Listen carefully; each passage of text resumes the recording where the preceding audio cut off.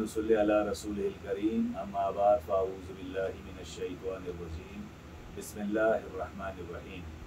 शुरू अल्लाह का नाम लेकर जो बड़ा मेहरबान निहायत रहम वाला है। तमाम भाइयों को अस्सलाम वालेकुम। अल्लाह का लाख लाख शुक्र है जिसने हम सबको जमा होने की तौफीक अता फरमाई, और अल्लाह का बड़ा एहसान है जिसने हम सबको मुसलमान पैदा किया। आज मैं आपकी खिदमत में क़ससुल अंबिया के हवाले से हज़रत स्वालेह अलैहिस्सलाम के हवाले से गुफ्तगू करना चाहता हूँ। स्वालेह अलैहिस्सलाम अल्लाह के बरगज़ीदा पैगम्बर थे, और अल्लाह रब्बुल इज़्ज़त ने कुरान करीम की सूरह अराफ में इरशाद फरमाया कि हमने कौम समूद की तरफ उनके भाई स्वालेह को पैगम्बर बनाकर भेजा।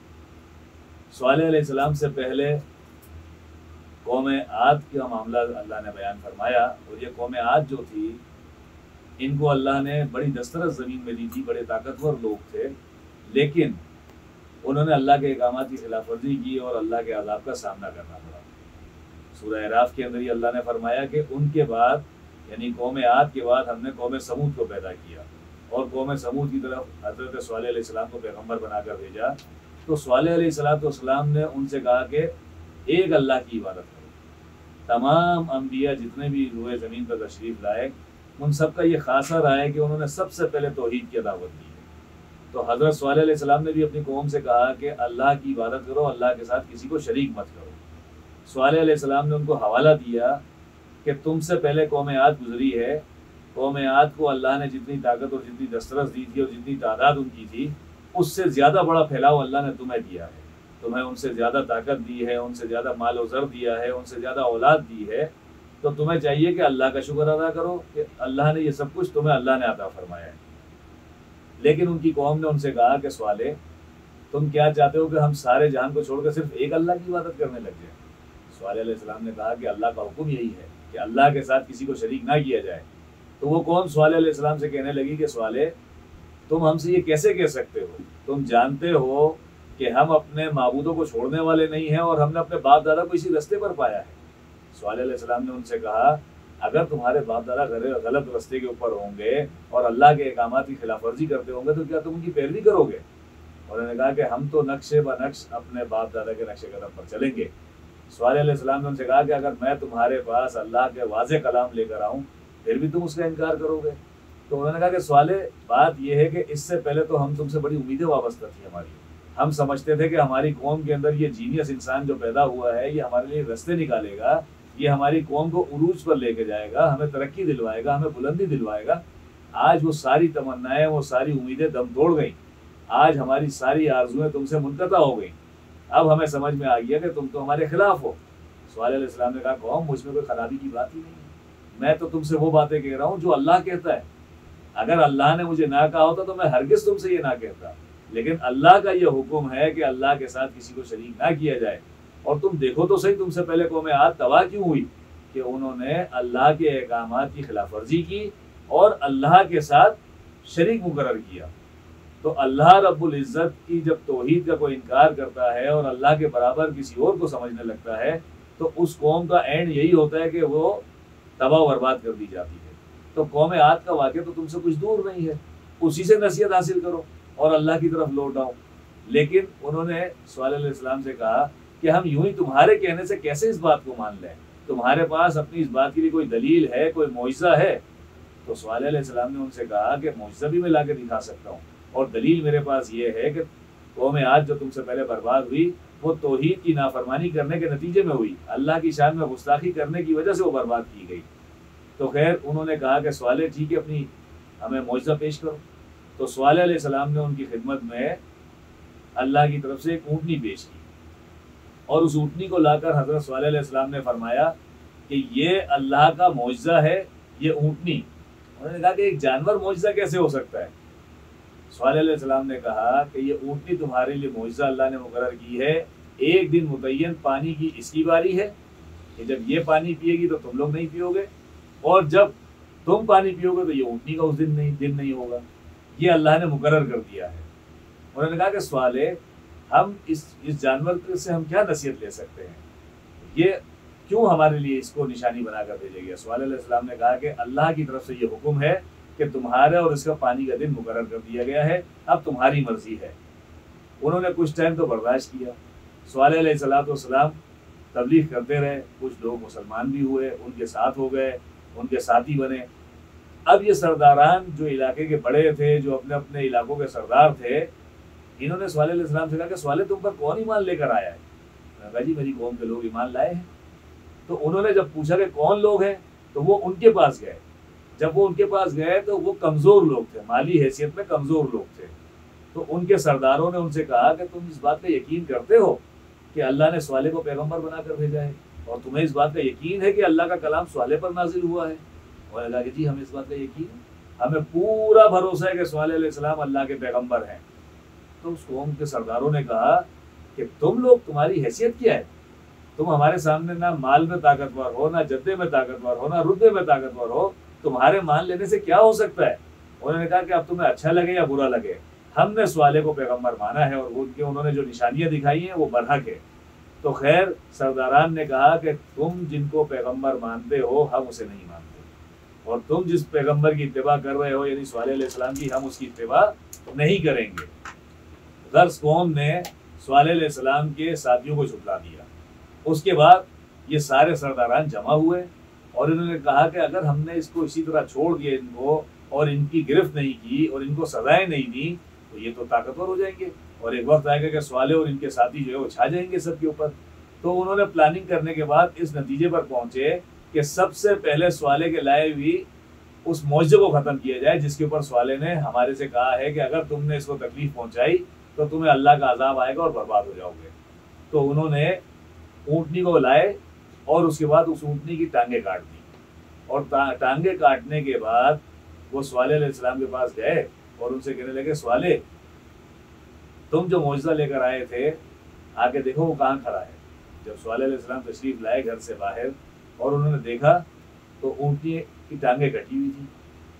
صالح علیہ السلام نے کہا کہ ظالموں تم نے یہ کیا کیا؟ انہوں نے کہا صالح تم تو کہتے تھے یہ اللہ کا معجزہ ہے، اللہ کی طرف سے معجزہ آیا ہے ہماری طرف، اور اگر اس کو ہم تکلیف پہنچائیں گے تو اللہ کا عذاب آ جائے گا۔ تو دیکھو صالح ہم نے تو اسے کاٹ دیا، ہم نے تو اس کی ٹانگیں کاٹ دی مگر ہم پر کوئی عذاب نہیں آیا۔ تو صالح اگر تم واقعی اللہ کے پیغمبر ہو جس کا تم دعویٰ کرتے ہو اور تم یہ کہتے ہو کہ تم اللہ کے پیغمبر ہو، تو صالح ہم نے جو کرنا تھا کر دیا، اب تم نے ہم سے کہا تھا کہ اللہ کا عذاب آئے گا، اگر تم اللہ کے سچے پیغمبر ہو تو ہم پر اللہ کا عذاب لے آؤ۔ صالح علیہ السلام کھڑے ہوئے اور انہوں نے کہا تو پیغمبر جب اپنے جلال پر آ جائے تو کیا کہنا؟ صالح علیہ السلام نے کہا تم نے میری بات کو جھوٹ سمجھا، تم نے یہ سمجھا کہ تم اللہ کی نشانیوں کو فراموش کر دو گے، اللہ کی نشانیوں کو مٹانے کی کوشش کرو گے تو اللہ تم سے بدلہ نہیں لے گا۔ کہا میری قوم یہ بات میری یاد رکھنا، 3 دن کی مہلت ہے تمہارے پاس، 3 دن جا کے اپنے گھروں میں جاؤ، جشن مناؤ، خوشیاں کرو، دنیا جتنی سمیٹنا چاہتے ہو سمیٹ لو، یہ جو تم تراش کر محلات بناتے ہو اور زیادہ بنا لو، کچھ بھی کر لو، مگر 4تھے دن کا سورج تمہیں نصیب نہیں ہوگا، 4تھے دن کا سورج تمہیں نصیب نہیں ہوگا، جاؤ لوٹ جاؤ۔ چلی گئی قوم عیاشیوں میں اور اپنی مستیوں میں مدہوش ہو گئی۔ صالح علیہ السلام اللہ کے حضور سربہ سجود ہو گئے اور کہا کہ پروردگار انہوں نے تجھے للکارا ہے، تیرے کلام کی توہین کی ہے، تیری نشانیوں کی توہین کی ہے، تیرے پیغمبر کی توہین کی ہے، اب تو ان سے بدلا لے۔ اللہ نے کہا صالح 3 دن سے 4تھا دن نصیب نہیں ہوگا ان کو، اب اس 3 دن کے اندر تم اپنی قوم کو لو، جو تمہارے ساتھ مسلمان ہو گئے ان کو لو اور نکل جاؤ۔ 3 دن کے بعد 4تھا سورج انہیں نصیب نہیں ہونے والا۔ اور الغرض یہی ہوا، اللہ رب العزت نے جب 3 دن گزرے اور چونکہ صالح علیہ السلام جو اللہ کے پیغمبر تھے، اور پیغمبروں سے اللہ کی محبت کا یہ عالم ہے کہ پیغمبروں کی بات کو اللہ کبھی نیچے نہیں ہونے دیتا، تو صالح علیہ السلام نے جب ان سے کہا کہ 3 دن، صرف 3 دن ہے تمہارے پاس، 4تھا دن کا سورج نہیں ہے تمہارے پاس، اللہ کا حکم آ گیا۔ اللہ کہہ رہا ہے 4تھے دن کا سورج ابھی نکلنا بھی نہیں پا رہا تھا کہ ہم نے ان کو پکڑ لیا اور ان کی گرفت کی اور ان کے اوپر چنگھاڑ بھیجی، ان کے اوپر ایک آواز بھیجی، ایسی آواز جس نے ان کے محلات، ان کے گھروں کو، ان کے جسموں کو پھاڑ ڈالا۔ اتنی خطرناک آواز اللہ نے بھیجی، اتنی خطرناک قرآن میں لفظ ہے کہ ہم نے بس وہ ایک زور کی چیخ تھی، اور اس چیخ کے بعد جب دیکھا تو یہ سارے پیچھے ہوئے پڑے تھے۔ کیوں؟ کیونکہ پیغمبر نے ان کو کہا کہ اللہ نے 3 دن کے بعد 14 دن تمہارے نصیب میں نہیں لکھا ہے، تو پیغمبر کی بات کو جو جھوٹ سمجھے وہ نقصان کے اندر ہوتا ہے۔ قوم سمود برباد ہوئی، نقصان اٹھایا۔ اللہ فرماتا ہے قرآن کریم کے اندر کہ وہ ایسے ہو گئے کہ جیسے کبھی اپنے گھروں میں بسے ہی نہیں تھے۔ ان کے وہ محلات، وہ مضبوط گھر، وہ قلعے جو انہوں نے بنائے تھے اور وہ سمجھتے تھے کہ وہ اللہ کے عذاب سے ان کو بچا لیں گے، اللہ کہہ رہا ہے ہم نے جو آواز بھیجی اس نے وہ سب کچھ پھاڑ دیا اور کوئی چیز انہیں بچا نہیں سکی، اور وہ تباہ اور برباد ہوئے۔ صالح علیہ السلام اور ان کے صحابہ کامیاب ہوئے، اور صالح علیہ السلام جب ان کے عذاب کو دیکھ کر باہر آئے تو کہنے لگے میں برباد قوم کے اوپر افسوس کیوں کروں کہ میں نے تو ان کی رہنمائی کی، ان کی خیر خواہی کی، ان کو اللہ کا دین بتایا، انہیں اللہ کا رستہ دکھایا، مگر انہوں نے تو اللہ کی آیتوں کو مذاق سمجھا، اللہ کا مذاق اڑایا۔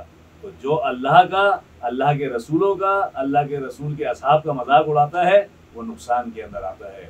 وہ قوم برباد کر دی گئی، اس کے بعد اور قومیں پیدا ہوئیں، وہ برباد ہوئیں۔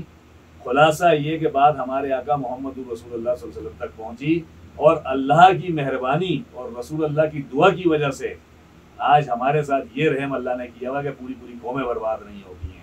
یہ میرے نبی نے اللہ سے دعا کی، ہمارے آقا محمد رسول اللہ صلی اللہ علیہ وسلم نے کہا کہ پروردگار میری امت کو سابقہ امتوں کی طرح پورا ایک ساتھ کلٹی نہ کرنا، ایک ساتھ عذاب نہ دینا۔ تو اللہ نے اپنے رسول سے جو وعدہ کیا اللہ نے اس کو خلاف نہیں کرتا۔ تو ہمارے یہاں کسی علاقوں میں، کسی جگہ پہ، کسی لوگوں پہ تو عذاب آ جاتا ہے، لیکن پوری امت مسلمہ کو اللہ غلطی نہیں کر رہا۔ کیوں؟ کیونکہ ہم میں سے اللہ کی عبادت کرنے والے بھی ہیں، اللہ کی راہ پر چلنے والے بھی ہیں۔ یہ قوم سمود کا واقعہ ہمارے لیے عبرت کا باعث ہے کہ ہم اس سے سبق حاصل کریں۔ سبق کیا ہے اس کے اندر؟ سب سے پہلا کہ توحید کا کبھی انکار نہ کریں، اللہ کے ساتھ کسی کو شریک نہ کریں۔ جو اللہ کے ساتھ شریک کرتا ہے وہ کبھی کامیاب نہیں ہو سکتا۔ نمبر 2، تکبر کبھی نہ کریں۔ تکبر کرنے والا آدمی کبھی بھی خیر سے نہیں مر سکتا، وہ ذلیل و خوار ہو کر مرے گا، اس لیے کہ متکبر اللہ کو پسند نہیں ہے۔ اور تیسرا سبق کہ کسی کو حقیر مت سمجھو۔ قوم سمود کے سرداروں نے، جو چھوٹے لوگ ایمان لے کر آ گئے تھے، جو مالی طور پر حیثیت میں کم تھے، رتبے میں ان سے کم تھے، ان کو انہوں نے حقیر سمجھا، ان کی توہین کی۔ تو یہ یاد رکھیے کہ جب آپ کسی کو حقیر سمجھتے ہیں اور اس کی توہین کرتے ہیں، ہو سکتا ہے وہ اللہ کی نظر میں بلند ہو، تو اللہ رب العزت نے اس حقارت سے دیکھنے کی وجہ سے ان کو برباد کیا۔ تو ہمارے لیے یہ سبق ہے کہ مال اور زل اگر آپ کے پاس زیادہ ہے تو یہ اس بات کی علامت نہیں ہے کہ آپ اللہ کے پسندیدہ آدمی ہو۔ آپ کے پاس کم ہے یا زیادہ ہے، ضروری یہ ہے کہ آپ لوگوں کو حقارت کی نظر سے نہ دیکھتے ہوں۔ چوتھا سبق اس کے اندر ہمارے لیے یہ ہے کہ ہم کو حد الامکان دنیا کے اندر اتنی چیزیں استعمال کرنی ہے اور اتنا بندوبست کرنا ہے کہ زندگی آسانی سے گزر جائے، اتنا بوجھ اپنے اوپر نہ لا دیں کہ اللہ کے سامنے حساب بھی نہ دے سکیں۔